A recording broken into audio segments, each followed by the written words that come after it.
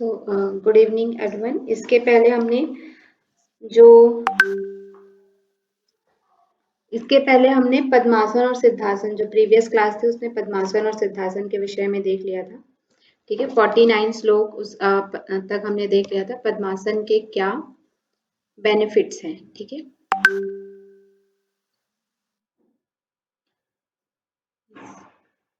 तो 49 श्लोक एक बार हम रिपीट करते हैं, उसके बाद हम आगे बढ़ेंगे। तो यहाँ पे बताया था कि पद्मासने स्थितो योगी नाड़ी द्वारे न पूरितम। ठीक है, पद्मासन में स्थित होकर के जो योगी नाड़ी द्वार यानी कि जो हमारी ईड़ा और पिंगला नाड़ी होती है उसके द्वारा पूरित करता है।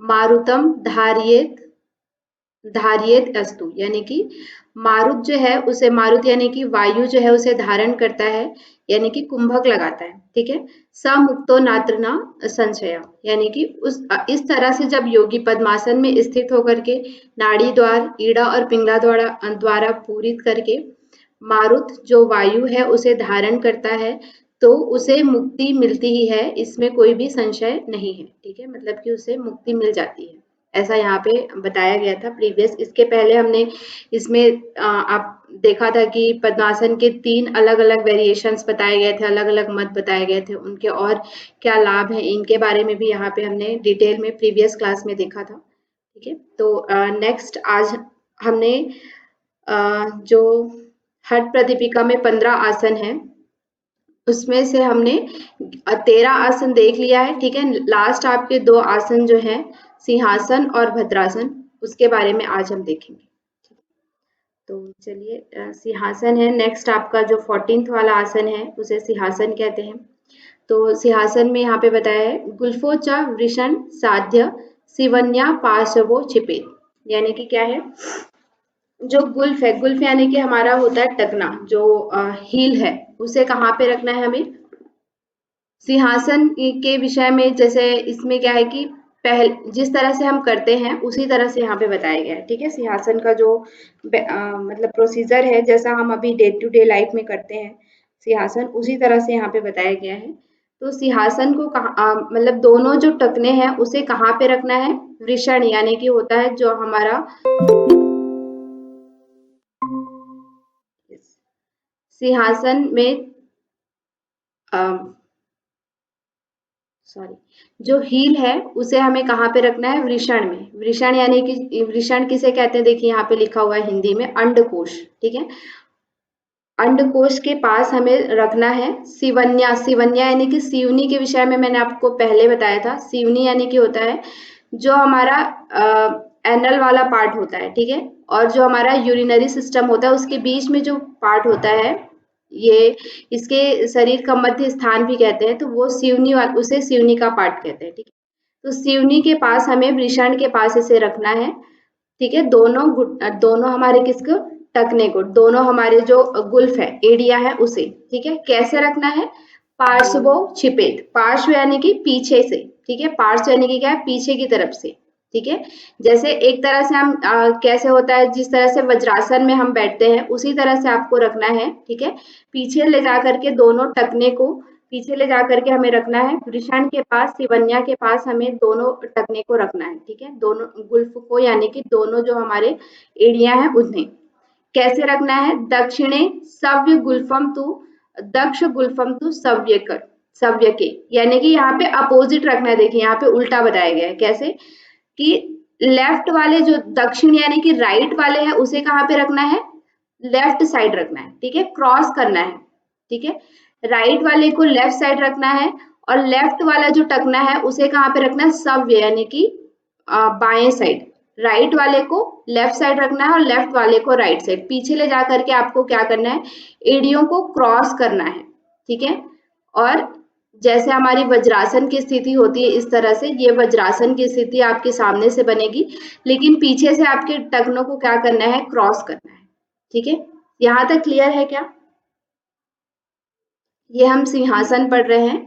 सिंहासन में क्या होता है कि आपको मतलब वज्रासन की स्थिति बनाते हुए अपने पैरों को पीछे लेके जाना है, लेकिन पैर आपके पीछे से क्रॉस रहेंगे। वज्रासन में हमारा क्रॉस नहीं होता है, वज्रासन में हम सीधा रखते हैं। लेफ्ट पैर को लेफ्ट साइड ही रखते हैं, राइट पैर को राइट साइड रखते हैं। लेकिन सिंहासन में हर प्रादिपिका के अकॉर्डिंग यहाँ पे क्या है, पीछे से आपको क्या करना है, पैरों को क्रॉस करना है। ठीक है, तो ये यहाँ पे अलग चीज बताई गई, तो उसको आप लोग ध्यान में रखेंगे। उसके बाद नेक्स्ट आपको क्या करना है, उसी में आप प्रोसीजर को और आगे बढ़ाते हुए इसमें बताया गया, हस्तो तू जानवो।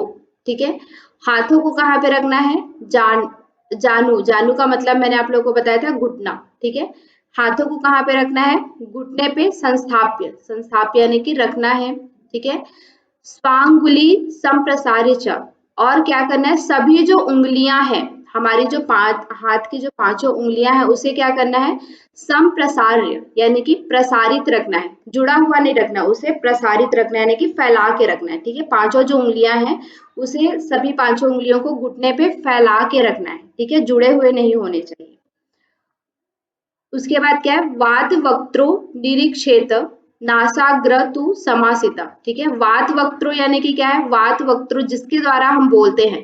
ठीक है, बोलते हैं हम किसके द्वारा, मुख के द्वारा, यानी कि जीवा का यहाँ पे कहा गया है। जीवा और मुख को हमें क्या करना है, चौड़ा फैला करके रखना है। निरीक्षेत, ठीक है, निरीक्षेत यानी कि निरीक्षण करना, यानी कि क्या, बाहर निकालना। ठीक है, हमारी जो जीवा है उसे क्या करना है, वात वक्त्र, मुंह को फैलाना है, जीवा को क्या करना है, बाहर की तरफ निकालना है। ठीक है, और क्या करना है, नासाग्रम तु समासिता, और हमें दृष्टि कहाँ पे रखनी है, दृष्टि हमें कहाँ रखनी है, नासाग्र दृष्टि।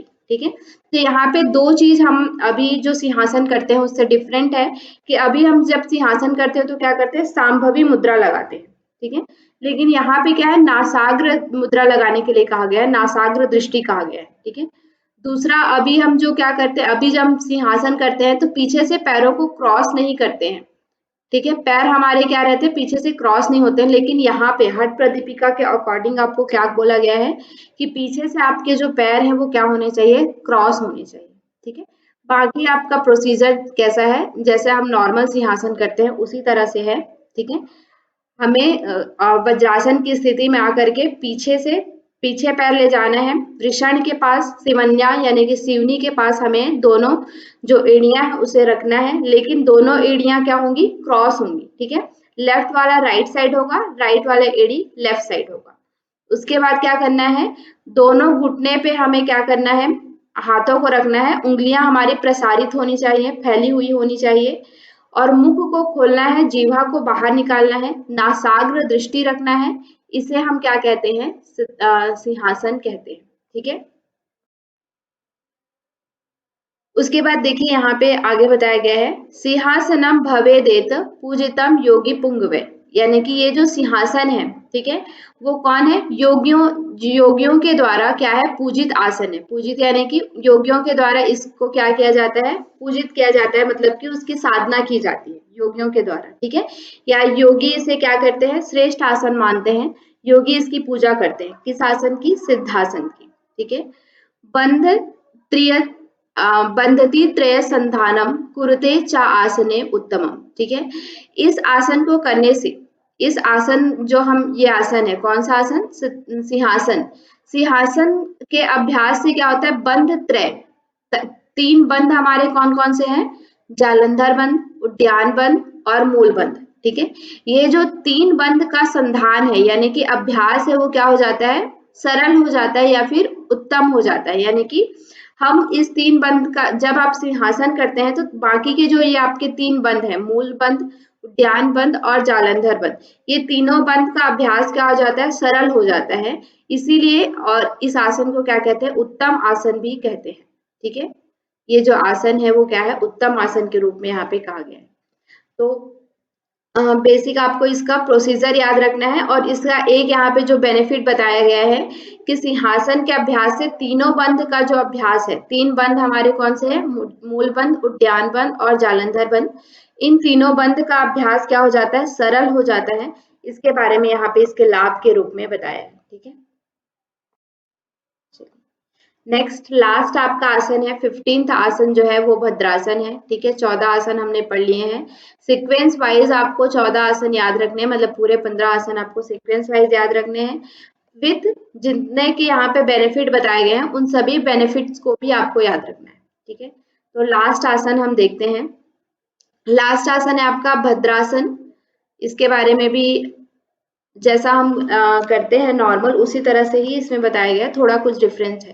ठीक है, तो यहाँ पे भी देखिए गुल्फोचा वृषण साध्य सिवन्या पार्श्वो छिपेत, उसी तरह से इसमें भी बोला गया। देखिए ये जो हमारा क्या बोलते हैं सिंहासन जो हमने देखा, सेम लाइन यहाँ पे लिखी हुई है। देखिए हमने फर्स्ट जो श्लोक पढ़ा था उसमें भी ऐसा ही सेम लाइन लिखा हुआ था, गुल्फोचा वृषण साध्य सिवन्या पार्श्वो छिपेत। ठीक है, ये जो फर्स्ट लाइन है वो आपके भद्रासन के लिए भी सेम है।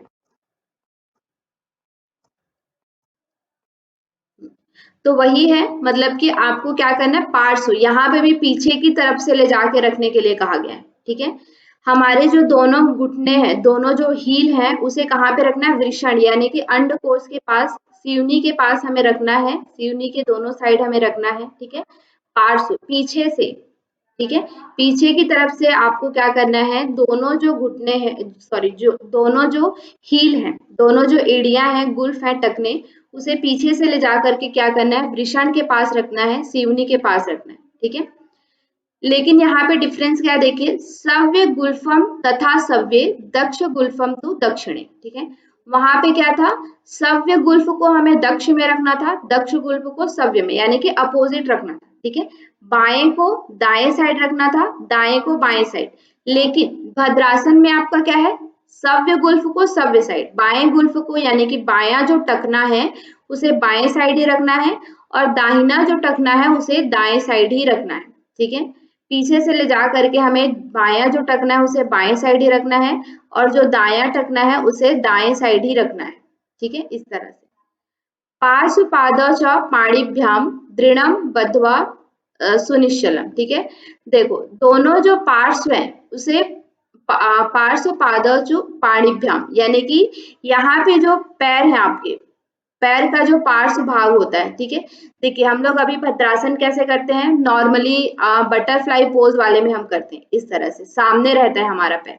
लेकिन यहाँ पे आपको भद्रासन कैसे बताया कि आपका ये जो पैर सामने की तरफ है वो पीछे की तरफ जाएगा, ऐसा इसमें बताया है। क्लियर हो रहा है क्या? ये जो हम अभी हम जो भद्रासन की स्थिति जो हम डे टू डे लाइफ में अभी हम करते हैं, तो क्या करते हैं, बटरफ्लाई पोज की तरह हम करते हैं, हमारे पैर क्या रहते हैं, सामने की तरफ रहते हैं। लेकिन यहाँ पे जो आपके हठ प्रदीपिका में है वो क्या है, आपको पैर पीछे की तरफ रखना है, जैसे हम वज्रासन में रखते हैं ना पीछे, वैसे ही आपको रखना है। ठीक है, फिर उसके बाद क्या करना है, जो जिस तरह से हम भद्रासन में अभी क्या करते हैं, दोनों जो पैर होते हैं हमारे, जो हमारा जो फुट उंगलियां होती हैं, फुट वाला पार्ट होता है, फीट, उसको हम हाथों से पकड़ लेते हैं। उसी तरह से ही यहाँ पे भी आपको पीछे से क्या करना है, हाथों से इसको पकड़ लेना है दोनों पैर।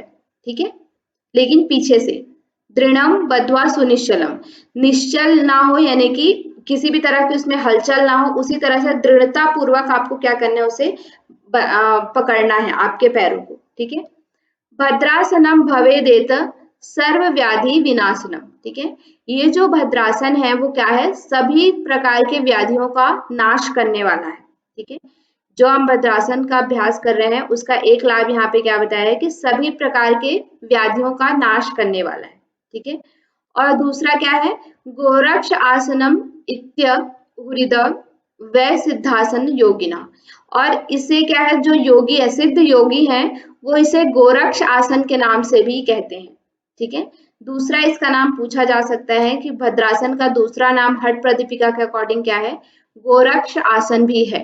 ठीक है, इसका एक ही लाभ यहाँ पे बताया है कि सभी प्रकार के व्याधियों का नाश करने वाला है, और इसका दूसरा नाम क्या है, गोरक्ष नाम से भी इसे जो सिद्ध योगी हैं, जो हठ योग के सिद्ध योगी हैं, वो इसे गोरक्ष आसन के नाम से भी जानते हैं, या गोरक्ष आसन भी इसका नाम कहते हैं। ठीक है, तो यहाँ पे इसके प्रोसीजर आपको याद रखना है, इसका लाभ और इसका अन्य नाम आपको याद रखना है कि भद्रासन को किस अन्य नाम से जानते हैं। तो यहाँ तक आपके 15 जो आसन थे वो कंप्लीट होते हैं। ठीक है। फिर यहाँ पे नेक्स्ट आपका बताया है कि एवं आसनम बंधेसु योगिंद्रो विगत श्रमः अभ्यास नाड़िका शुद्धि मुद्रिका दीपवना क्रिया। ठीक है, इस प्रकार आसन का अभ्यास करने के बाद जो योगी है वो उसके बाद वो क्या करते हैं, अभ्यास नाड़िका शुद्धि। उसके बाद आसनों के अभ्यास के बाद वो कौन सा अभ्यास करते हैं, नाड़ी की शुद्धि का अभ्यास करते हैं। ठीक है, ये सीक्वेंस पूछा जाता है यहाँ से, ये वाले श्लोक से आपका सीक्वेंस पूछा जाता है कि हठ प्रदीपिका के अनुसार अभ्यास के क्रम में जमाइए। ठीक है, अभ्यास को क्रम से लगाइए। तो वहां पे क्या रहेगा, आसन रहेगा आपका, फिर आपका नाड़ी शोधन रहेगा, फिर आपका कुंभक रहेगा, फिर मुद्रा रहेगा। इस तरह से आपके अलग अलग सीक्वेंस में दिए रहेंगे, उनको सीक्वेंस में आपको करना है। तो ये श्लोक के अकॉर्डिंग है। पहला क्या है, आसन। ठीक है, पहला हम आसन करते हैं हठ प्रदीपिका के अनुसार। अलग अलग हठ ग्रंथों में ये अलग अलग है, लेकिन हठ प्रदीपिका में पहला स्थान किसे मिला है, आसन को मिला है। उसके बाद दूसरा स्थान आपका नाड़ी शुद्धि का है, तीसरा स्थान आपका कुंभक का है, चौथा आपका मुद्रा का है, पांचवा इसके बाद आपका क्या आता है, नाद अनुसंधान आता है। ठीक है, तो इस तरह से सीक्वेंस में आपको हर टेक्स्ट के अकॉर्डिंग याद रखना है। तो हठ प्रदीपिका में पहला आसन, दूसरा नाड़ी शुद्धि, तीसरा कुंभक और चौथा मुद्रा। ठीक है, तो यही चीज यहाँ पे बताया गया है। इस तरह के आसन का अभ्यास करने के बाद जो योगी हैं वो नाड़ी शुद्धि का अभ्यास करते हैं, मुद्रा आदि पवन क्रिया का अभ्यास वो करते हैं। ठीक है, पहला अभ्यास किसका करते हैं, नाड़ी शुद्धि का। उसके बाद यहाँ पे नेक्स्ट आपका बताया है कि आसनम कुंभकम चित्रम मुद्राख्याम करणम तथा अथ नादानुसंधान अभ्यास अनुक्रमो हठे। यहाँ पे हठ योग के अभ्यास का क्रम जो आपके हठ प्रदीपिका के 4 अध्याय हैं। पहले हमने सबसे फर्स्ट क्लास में, शुरू वाली जो क्लास थी उसमें पढ़ा था कि हमारे जो हठ प्रदीपिका है उसमें 4 अध्याय हैं। पहला अध्याय को किस नाम से जाना जाता है, आसन विधि। दूसरा अध्याय को कुंभक विधि, तीसरे अध्याय को मुद्रा विधि और चौथे अध्याय को नादानुसंधान। ठीक है, तो उन 4 अध्याय के विषय में यहाँ पे आपके श्लोक नंबर 56 में आता है। ठीक है, ये श्लोक संख्या भी पूछा जा सकता है, तो इसको आप लोग याद रखेंगे कि 1/56 में आपका क्या है कि श्लोक संख्या में 1/56 में बताया गया है कि हठ योग का अभ्यास क्रम क्या है। हठ प्रदीपिका के अनुसार हठ योग का अभ्यास क्रम क्या है, पहला है आसन, दूसरा है कुंभक, तीसरा है मुद्रा और चौथा है नादानुसंधान। ठीक है, इस क्रम के द्वारा हम क्या करते हैं, हठ योग का अभ्यास करते हैं। ठीक है, तो ये चीज आप लोग याद रखेंगे। नेक्स्ट अब यहाँ पे बताया गया कि हठ योग की सिद्धि कैसे होती है। तो कैसे होती है, पहला क्या है, ब्रह्मचारी मिताहारी त्यागी योग परायणा।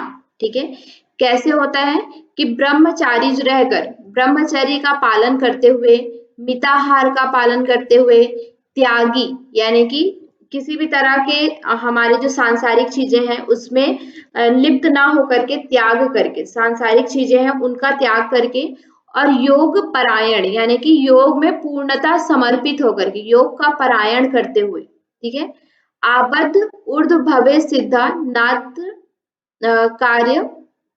कार्य विचारणा। ठीक है, ऐसे जब हम अभ्यास करते हैं, इस तरह से अभ्यास जब करता है, ये सीक्वेंस आपका पूछा जाता है कि हठ योग में योगाभ्यासी के लिए कौन कौन से एक क्राइटेरिया बताया गया कि किस तरह से हमें योगाभ्यास करना चाहिए। ठीक है, तो योग अभ्यास यहाँ पे किस तरह से करना चाहिए, तो पहला क्या है, ब्रह्मचारी रह करके यानी कि ब्रह्मचर्य का पालन करते हुए। दूसरा आपका आता है मिताहार का पालन करते हुए।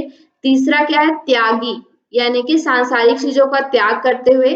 चौथा आपका उसी में क्या आता है, योग का पारायण करते हुए यानी कि योग के प्रति अपने आप को समर्पित करते हुए अगर हम योगाभ्यास करते हैं या हठ योग का अभ्यास करते हैं तो कैसा है, अबाध ऊर्ध्व भवे सिद्धो नात्र कार्य विचारणा। ठीक है, यहाँ पे अबाध ऊर्ध्व का मतलब है कि 1 वर्ष से कुछ अधिक, यानी कि 1 वर्ष से थोड़ा अधिक या उससे कुछ अधिक में आपको क्या होती है कि सिद्धि मिल जाती है। ठीक है, 1 वर्ष या उससे कुछ अधिक, 1 वर्ष या 1 वर्ष से थोड़ा ज्यादा समय में आपको क्या हो जाता है, सिद्धि मिल जाता है। इसमें कोई भी संशय नहीं है, इसमें कोई भी ऐसे विचार करने की चीज नहीं है कि आपको इसमें विचार करना पड़ेगा कि 1 साल में मुझे सिद्धि मिलेगी या नहीं। अगर आप इस तरह से पालन करते हैं, ब्रह्मचर्य का पालन करते हैं, मिताहार का पालन करते हैं, त्यागी रह करके और योग का पारायण करते हुए आप जो हठ योग के अभ्यास बताए हैं, आसन, कुंभक मुद्रा और नादानुसंधान, इन सभी का जब आप अभ्यास करते हैं तो 1 वर्ष में आपको क्या हो जाती है, सिद्धि मिल जाती है। इसमें कोई भी संशय की बात नहीं। ठीक है, तो यहाँ तक आपको ये वाला श्लोक आपको याद रखना है कि किस इसके सीक्वेंस वाइज आपको याद रखना है। ब्रह्मचारी, मिताहारी, त्यागी, योग परायण। ठीक है, ब्रह्मचर्य का पालन करते हुए, मिताहार का पालन करते हुए, त्यागी यानी कि हर तरह के जो संसारिक चीजें उनका त्याग करते हुए, और योग का पारायण करते हुए, योग के प्रति पूरी तरह से समर्पित रहते हुए हमें क्या करना है, योग का अभ्यास करना है। ठीक है, नेक्स्ट, अब यहाँ तक आपके योग और आसन के विषय में बताया गया। उसके बाद क्योंकि देखिए यहाँ पे क्या है, ब्रह्मचर्य तो आपको पता ही है कि ब्रह्मचर्य क्या होता है, लेकिन वहां पे एक दूसरा वर्ड आया था हमारा, क्या, मिताहार। ठीक है, मिताहार का वर्ड जो आया था, तो उस मिताहार को क्लियर करने के लिए यहाँ पे क्या है, मिताहार के विषय में विस्तृत चर्चा आपको आगे मिलेगी। ठीक है, कि मिताहार क्या होता है, योगी को किस तरह का आहार ग्रहण करना चाहिए, उसके बारे में यहाँ पे नेक्स्ट आपको बताया गया है। तो पहला यहाँ पे है सुस्निग्ध मधुर आहारस्य चतुर्थांश विवर्जिता। ठीक है, भुंजते शिव संप्रत्यय मिताहार च उच्यते। ये बहुत इंपॉर्टेंट श्लोक है, यहाँ से बहुत बार क्वेश्चन आ चुका है और सीक्वेंस भी यहाँ से पूछा जाता है कि कैसा कैसा होना चाहिए। तो सुस्निग्ध, स्निग्ध मतलब क्या होता है, चिकना। ठीक है, चिकना मतलब कि हमारे जो खाद्य पदार्थ है या भोजन है वो कैसा होना चाहिए, रुक्ष नहीं होना चाहिए। ठीक है, चिकना यानी कि उसमें घी वगैरह, ये जो चिकनाहट, स्निग्ध पदार्थ जो है वो उसमें पर्याप्त मात्रा में होना चाहिए। ठीक है, दूसरा क्या है, मधुर होना चाहिए। मधुर यानी कि हमारे जो षड रस हैं उनमें से मधुर रस का हमें मधुर रस वाला हमारा जो है आहार होना चाहिए। ठीक है, और तीसरा क्या है, चतुर्थांश विवर्जिता। हमारे जो एक तरह से पेट को अगर हम 4 भाग में डिवाइड करते हैं तो हमारा चतुर्थांश, एक जो पार्ट है, ये वाला जो पार्ट है हमारा, वो क्या होना चाहिए, खाली होना चाहिए, विवर्जित होना चाहिए, यानी कि एक भाग को हमें क्या करना चाहिए, छोड़ना चाहिए। ठीक है, पूरा 3 भाग में हमारा क्या होता है, ये मतलब 3 भाग आहार करना चाहिए हमारे पेट का, और एक भाग जो है वो हमें क्या करना चाहिए, छोड़ना चाहिए। इतना कम हमें आहार करना है। ठीक है, तो यहाँ पे चतुर्थांश विवर्जित यानी कि 4 भाग में अगर हम डिवाइड करते हैं तो एक भाग हमारा क्या होना चाहिए, खाली होना चाहिए आहार करते समय। ठीक है, उसके बाद क्या है, भुंजते शिव संप्रत्यय। यहाँ पे शिव के बारे में बात की गई है कि हम जब भी भोजन ग्रहण करते हैं उसके पूर्व शिव जी को समर्पित करके हमें क्या करना चाहिए, भोजन ग्रहण करना चाहिए। ठीक है, तो क्योंकि ये नाथ संप्रदाय से है इसलिए इसमें क्या है, शिव के बारे में बोला गया है, लेकिन यहाँ पे क्या है कि अपने किसी इष्ट देव को समर्पित करके हमें क्या करना चाहिए, भोजन ग्रहण करना चाहिए।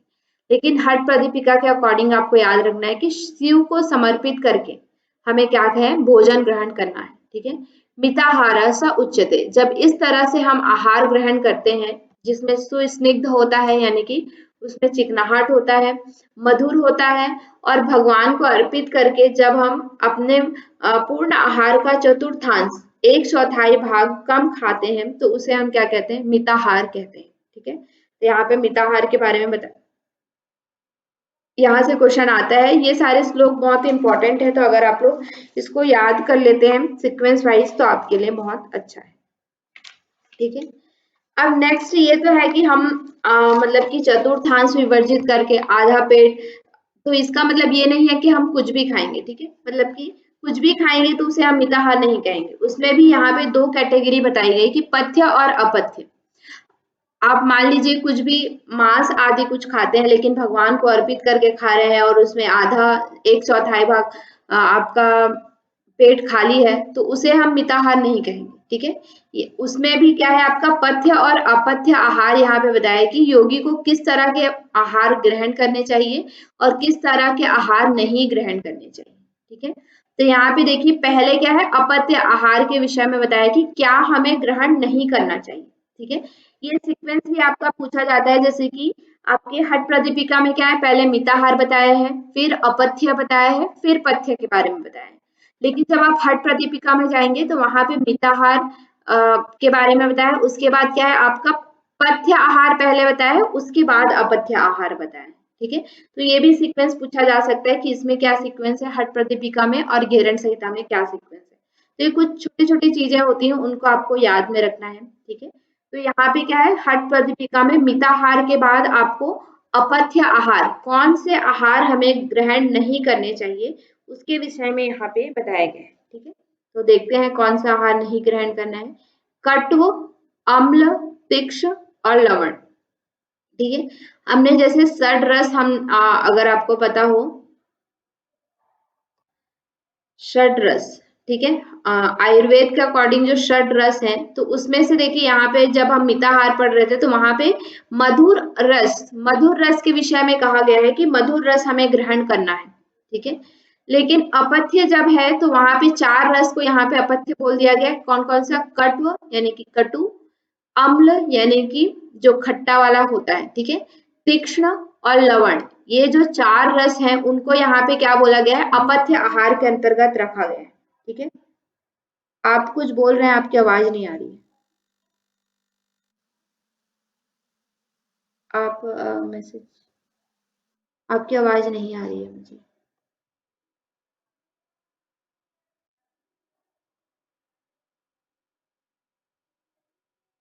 आप मैसेज टाइप कर दीजिए, शायद कोई नेटवर्क इशू है, इसकी वजह से आवाज नहीं आ रही है।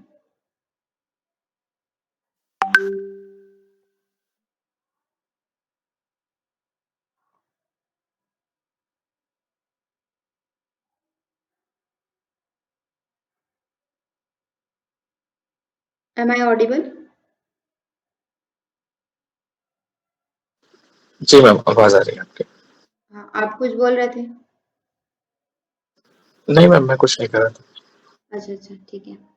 हाँ, तो यहाँ पे जो 4 रस हैं, कटु, अम्ल, तीक्ष्ण और लवण, ठीक है, इन 4 रस को क्या बोला गया है? अपथ्य के अंतर्गत रखा गया है। ठीक है, तो 4 रस हमारे कौन कौन से? कटु, अम्ल, तीक्ष्ण और लवण, ये 4 रस हैं, उसे अपथ्य आहार के अंतर्गत रखा गया है। और क्या है?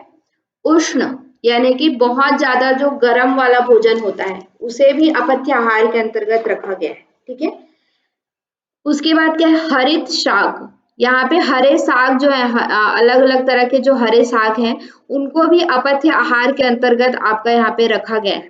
ठीक है, हठ प्रदीपिका के अकॉर्डिंग हरे जो साग हैं उनको भी अपथ्य आहार के अंतर्गत रखा गया है। सौवीर, ठीक है, सौवीर, तेल, तिल, सरसप।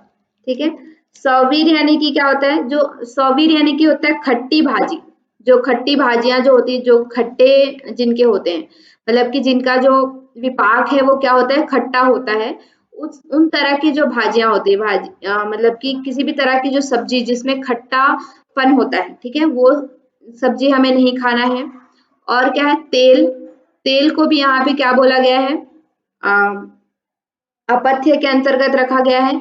तिल, तिल को भी अपथ्य के अंतर्गत रखा गया है। सरसप यानी कि सरसों, सरसों का जो तेल, सरसों जो होता है, ठीक है, जिसको हम लोग राई या सरसों कहते हैं, उसे भी यहाँ पे क्या है? अपथ्य के अंतर्गत रखा गया है। मद्य, मत्स्यान, मद्य यानी कि जो हम मादक चीजें होती हैं जैसे शराब इत्यादि जो मादक चीजें हैं उसे भी अपथ्य के अंतर्गत रखा गया है। मत्स्यान यानी कि मछली, ठीक है, मछली को भी क्या है यहाँ पे अपथ्य के अंतर्गत रखा गया है। अज आदि मांस, अज का मतलब होता है बकरी, ठीक है, बकरी आदि का जो मांस होता है उसे भी अपथ्य के अंतर्गत यहाँ पे रखा गया है। ठीक है, और क्या देखिए? दही, दही को भी यहाँ पे अपथ्य के अंतर्गत रखा है। तक्र यानी कि जो छाछ होता है उसे भी अपथ्य के अंतर्गत रखा गया है। कुलथ और कोल, कुलथ एक तरह की दाल होती है, कुलथ की दाल आप लोगों को पता ही होगा, कुल्थी का दाल बोलते हैं, वो भी क्या है? अपथ्य के अंतर्गत रखा गया है। कोल यानी कि जो बेर होता है उसे भी अपथ्य के अंतर्गत रखा गया है। ठीक है, पिंड्याक, हींग, लहसुन, मध्य, अपथ्य माहू, ठीक है, जो भी हमारे मतलब आपकी हींग, हींग जो है वो भी अपथ्य के अंतर्गत है। लहसुन इत्यादि जो है वो भी आप लहसुन आदि जो हमारे होते हैं, लहसुन प्याज, ये सारी चीजें भी क्या है, अपथ्य के अंतर्गत रखा गया है। मध्य आदि अपथ्य माहू, ये सारी चीजें क्या है, अपथ्य के अंतर्गत है। ठीक है, तो एक बार फिर देखते हैं, कटु, अम्ल, तीक्ष्ण और लवण, ये जो चार रस है, कटु, अम्ल, तीक्ष्ण और लवण, चार रस को क्या है, अपथ्य के अंतर्गत रखा गया है। उष्ण यानी कि बहुत अधिक जो गर्म भोजन है या विपाक जिसका गर्म है, ऐसे जो भोजन है उनको भी अपथ्य के अंतर्गत रखा गया है। हरित साग यानी कि हरी साग जो है उनको भी अपथ्य के अंतर्गत रखा गया है। सौवीर यानी कि खट्टी भाजी, तेल, तिल, सरसप यानी कि सरसों, मद्य यानी कि मादक जो पदार्थ हैं जैसे शराब इत्यादि, मत्स्यान यानी कि मछली, अज आदि मांस यानी कि बकरी आदि का मांस, दही, तक्र, ठीक है, दही और तक्र यानी कि दही और छाछ को भी यहाँ पे क्या है, अपथ्य के अंतर्गत लिया गया है। कुलथ, कोल, कुलथ यानी कि कुल्थी का दाल, कोल, इसको भी अपथ्य के अंतर्गत लिया गया है।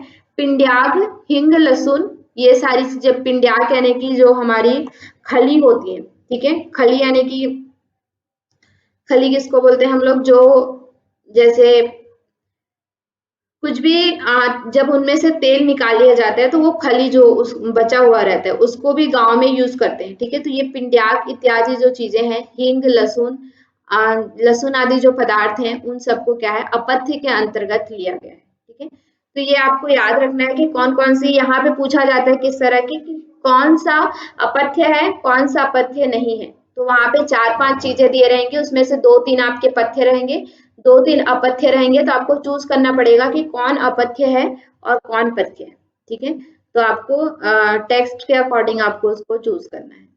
तो ये सारी चीजें आप अभी से याद करना चालू कर दीजिए। ठीक है, नेक्स्ट आपका यहाँ पे आता है, और इसके बाद बताया गया भोजन अहितम विधात पुनर्उष्णीकृतम रुक्षम। ठीक है, और किस तरह के भोजन अहितकर है, जो दोबारा से उष्णीकृत किया गया है। ठीक है, जो दोबारा से गर्म किया हुआ भोजन होता है, एक बार जैसे पक गया है भोजन, उसके बाद हम उसको दोबारा से गर्म करते हैं और उसे खाते हैं, तो वो भी क्या होता है, अपथ्य के अंतर्गत आता है, अहित करता है हमारे शरीर के लिए। ठीक है, जो फिर से गर्म किया हुआ जो भोजन है वो रुक्ष भोजन, ठीक है, रूखा जो भोजन है वो, और क्या है, अति लवण अम्ल युक्तम, जिसमें बहुत ज्यादा नमक है, बहुत ज्यादा जो खट्टा है, ऐसे जो भोजन है वो सब क्या है, हमारे लिए अपथ्य कारक है।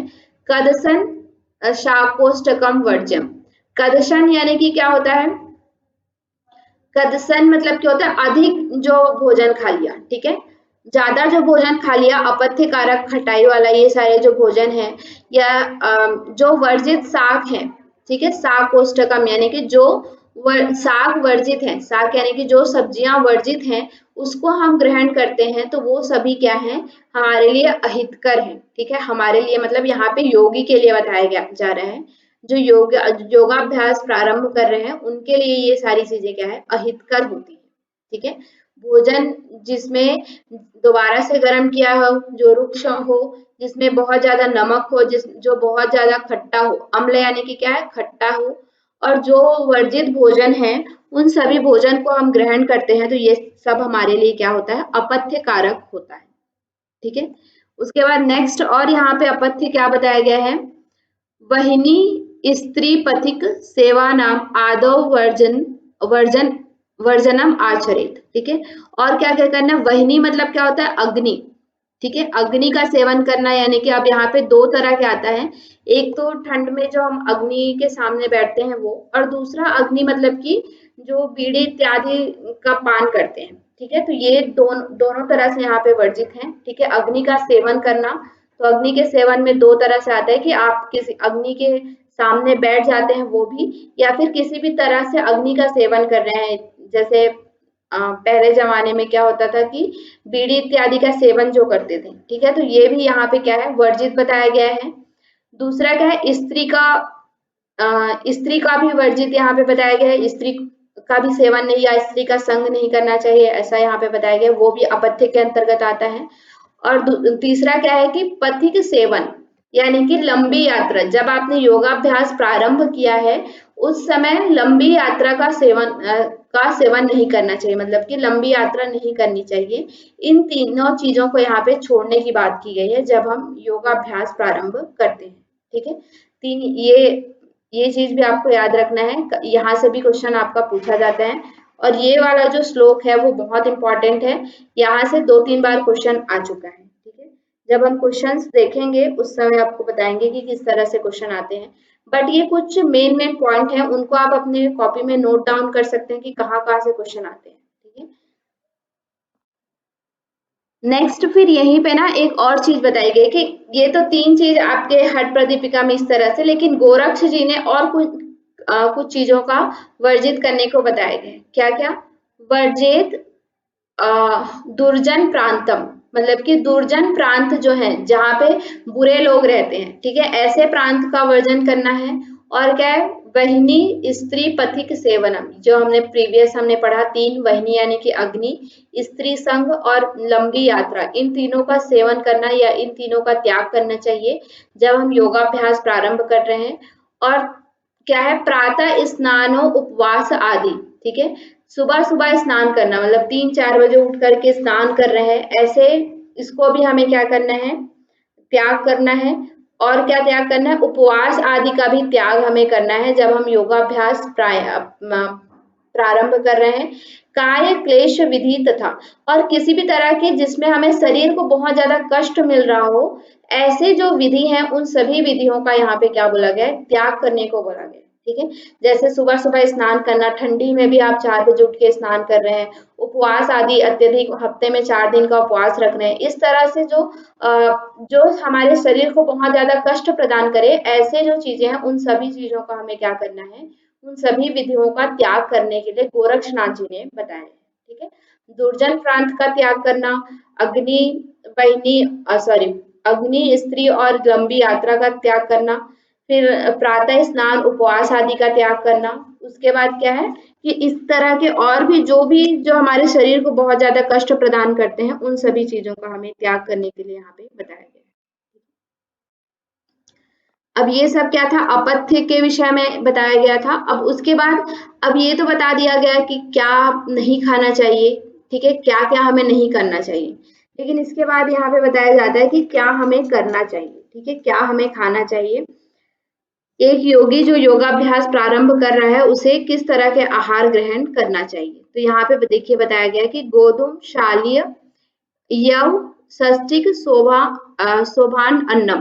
ठीक है, कौन कौन से अन्न हमें ग्रहण करना है? गोधूम यानी कि गेहूं, शाली यानी कि एक तरह का चावल होता है ये भी, यव यानी कि जौ, षष्टि ये भी एक तरह का क्या होता है? चावल होता है। ठीक है, तो कौन कौन से हैं कि गोधूम यानी कि गेहूं, शाली, यव यानी कि जौ, षष्टि, इस तरह के शोभित अन्न यानी कि इस तरह के जो सुपाच्य अन्न है, उन सभी अन्न का हमें क्या करना चाहिए? ग्रहण करना चाहिए। ठीक है, 4 अन्न यहाँ पे बताए, याद रखिएगा। गोधूम यानी कि गेहूं, शाली चावल, जौ, यव यानी कि जौ, षष्टि यानी कि साठी चावल, इस तरह के जो हमारे जो सुपाच्य अन्न है उनका हमें क्या करना चाहिए?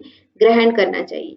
ठीक है, क्षीर यानी कि दूध, अज यानी कि घी, खंड यानी कि जो खांड होता है। ठीक है, तो क्षीर यानी कि दूध, और अज अज यानी कि घी, और खांड का हमें सेवन करना चाहिए। नवनीत यानी कि जो मक्खन होता है, नवनीत यानी कि क्या होता है? मक्खन। सीता मधुनी, मधुनी यानी कि शहद। ठीक है, नवनीत यानी कि मक्खन और शहद, इन सब का हमें सेवन करना चाहिए। उसके बाद क्या? शुंठी पटोलक फल कादि पंच साकम। यहाँ पे शुंठी यानी कि सूंठ, सूंठ किसे कहते हैं? जो हमारे जो अदरक होता है उसे सुखा के जो बनाया जाता है, ठीक है, तो उसे हम शुंठी कहते हैं या सोठ कहते हैं। ठीक है, परवल पटोलक यानी कि क्या होता है? परवल की सब्जी यहाँ पे बताई गई है। आदि फल, ठीक है, परवल आदि फल का हमें सेवन करना चाहिए। और 5 तरह के शाक का यहाँ पे सेवन करने की बताई गई है। देखिए यहाँ पे हिंदी में, संस्कृत में सिर्फ 5 शाक लिखा हुआ है, लेकिन हिंदी में कौन कौन से शाक है? जीवंती, बथुआ, चौलाई, मेघनाद और पुनर्नवा। ये 5 तरह के जो शाक हैं इनका ही सेवन करना चाहिए। इसके अलावा जो अन्य शाक हैं उनका सेवन हमें नहीं करना है, ठीक है। मुदगादि दिव्य मुदगम, यानी कि मूंग आदि जो दाल है उनका सेवन करना चाहिए। जो हल्की दाल होती है मूंग दाल, उनका सेवन करना चाहिए।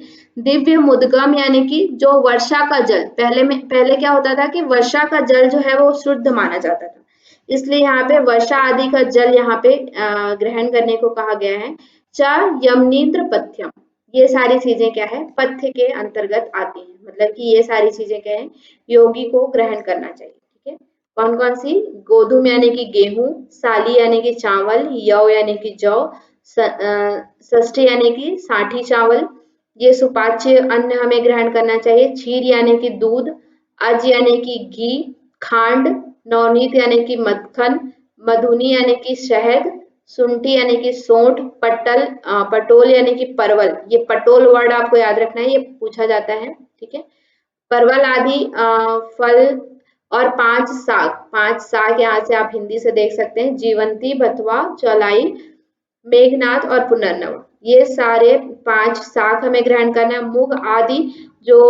मूंग आदि दाल है जो सुपाच्य है, और दिव्य मुद्गम यानी कि वर्षा का जो जल है, इस तरह से हमें क्या करना है, अपथ्य आहार ग्रहण करना चाहिए एक योगी, ठीक है।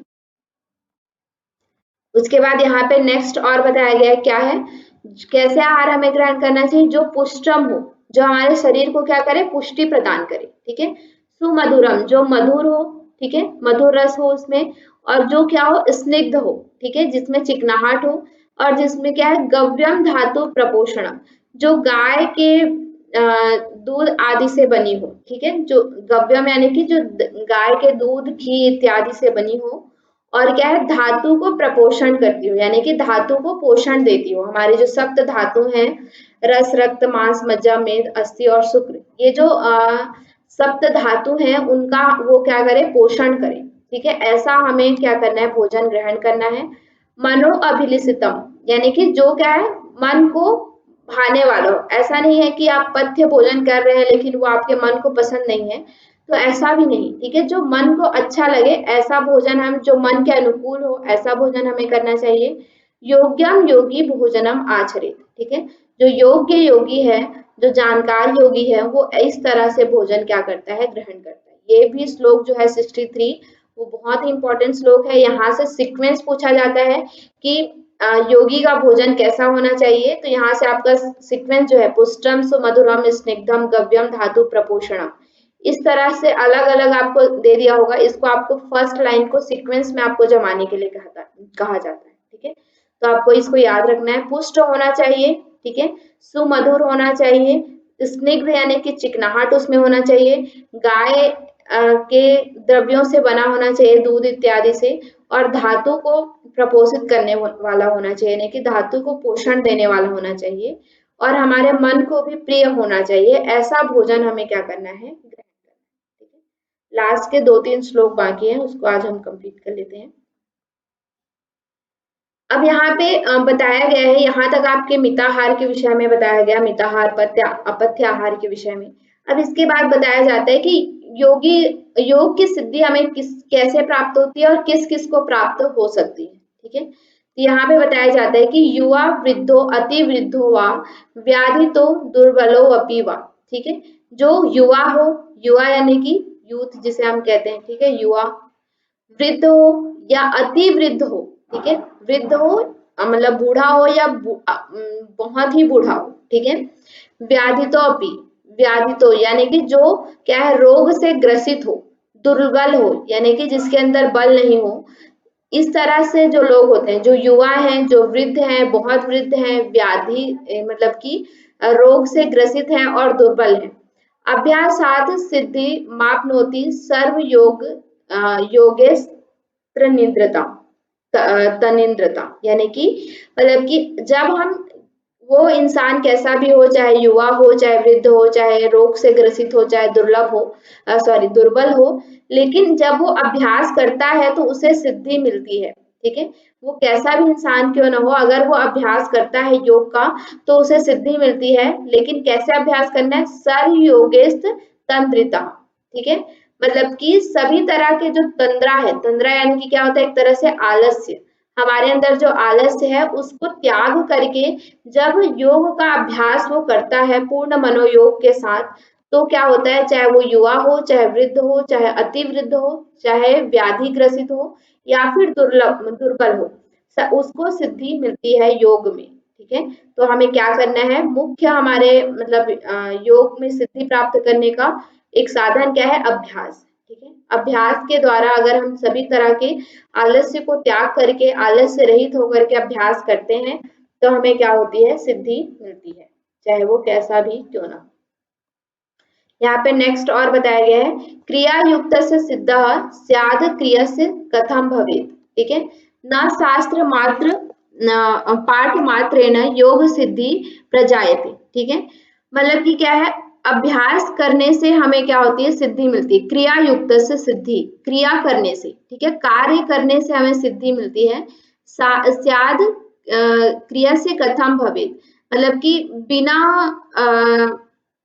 अभ्यास के, ठीक है, स्याद क्रियस्य कथम भवेत्, बिना अभ्यास के सिद्धि कैसे मिलेगी, ठीक है। मतलब कि जब तक आप अभ्यास नहीं करेंगे, क्रिया नहीं करेंगे, तब तक आपको सिद्धि नहीं मिलेगी, ठीक है। अब सिद्धि का एकमात्र उपाय क्या है? अभ्यास करना, ठीक है। न शास्त्र मात्र पाठेन योग सिद्धि प्रजायते, केवल शास्त्र का पठन करने से या केवल शास्त्र का पाठ करने से हमें सिद्धि नहीं मिलती है, ठीक है। किसी भी प्रकार की सिद्धि हमें केवल पुस्तक पढ़ने से नहीं मिलती है, ठीक है। उसका अभ्यास करने से हमें क्या होगा? सिद्धि प्राप्त होगी। तो यहाँ पे यही चीज बताया जा रहा है कि अभ्यास करने से हमें क्या होगी? सिद्धि प्राप्त होगी।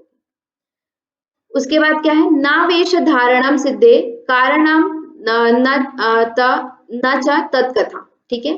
केवल वेश धारण करने से, जैसे कि आजकल आप देखते हैं, अगर हम किसी टूरिस्ट प्लेस वगैरह में, मंदिर वगैरह जहाँ पे होता है, वहां पे सभी भगवा वस्त्र धारण किए हुए बैठे होते हैं, ठीक है।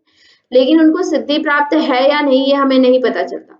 क्यों? क्योंकि केवल वेश धारण करने से हमें सिद्धि प्राप्त नहीं होती। कोई कोई ऐसा होता है कि सूट बूट में रहते हुए भी उनके अंदर बहुत सारी सिद्धियां होती है, उनको बहुत सारा ज्ञान होता है, लेकिन वो अपने ज्ञान को वेश के द्वारा या फिर अपने वेशभूषा के द्वारा दूसरों के सामने प्रदर्शित नहीं करते, ठीक है।